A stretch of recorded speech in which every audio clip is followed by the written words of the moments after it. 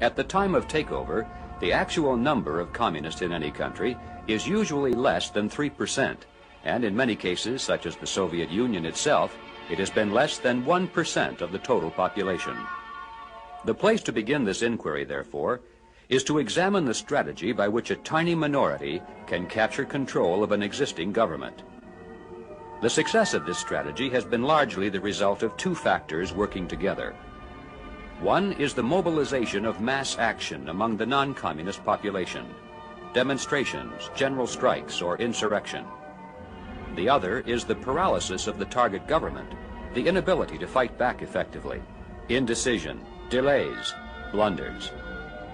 It's not surprising, therefore, to learn that a major part of communist strategy is devoted to techniques for creating exactly these two conditions: mobilization of the masses and paralysis of the government. In August of 1922, at a secluded resort near Bridgman, Michigan, law enforcement officers raided a meeting of the top leaders of the Communist Party of America. Hundreds of secret documents were seized.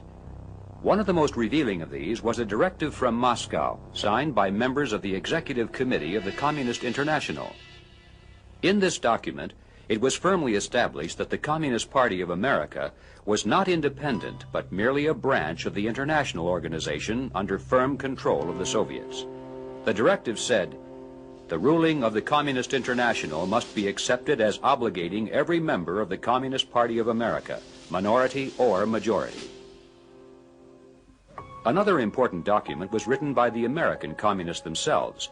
It said, "The great mass of the working class cannot be formed into organizations consciously under the control of the communists. The communists, therefore, are compelled to function as an underground party. The Communist Party is obliged to penetrate all existing working class and semi-working class organizations to reach the masses, using these organizations as tools and auxiliaries of the Communist Party." The directive made clear that under favorable circumstances, it would be desirable to allow the Communist Party to come out in the open and to appear as a political party. But then it said, "Even though the Communist Party shall have come above ground, the underground organization remains as the directing organ of the open Communist Party." It's important to realize that the open Communist Party, which offers candidates for public office, is not the real organizational force of the movement. It is merely one of the multitude of surface organizations designed to lead the masses. In some countries, such as France and Italy, where communism is viewed merely as a popular political movement, this may be a major channel of mass influence. But in countries such as West Germany, England, or the United States, where the communist label is not popular, it is through the other surface organizations that the underground seeks control of the masses, while the visible communist apparatus serves as a decoy to lull the electorate into believing that the movement is small and harmless.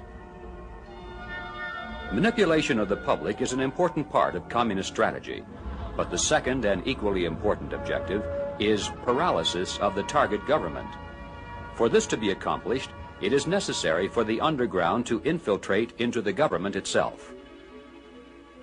I was one of the editors of the Student Review, which was a more or less communist-controlled student paper, and Edmund Stevens.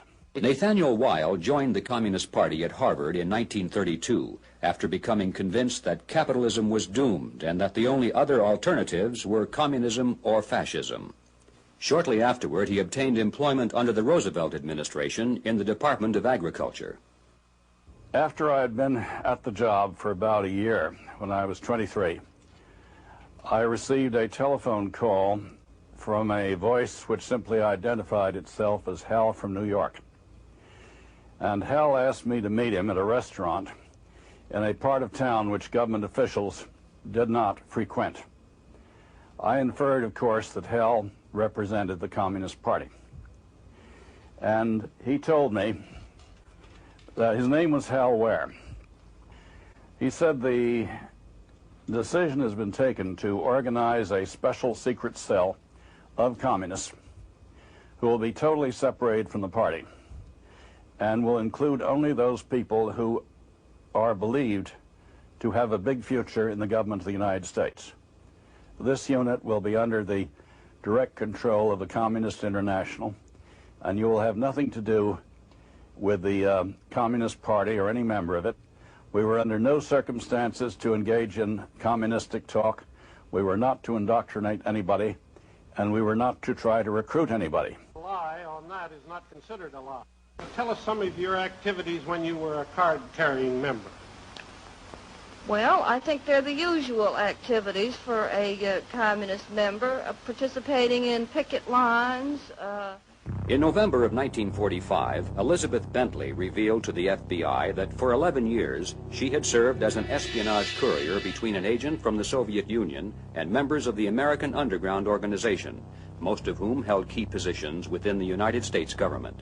When she was assigned this position, she was told to destroy her party card and any other documentation that might prove she was a member of the party. In her book entitled Out of Bondage, she describes the instructions of the Soviet agent.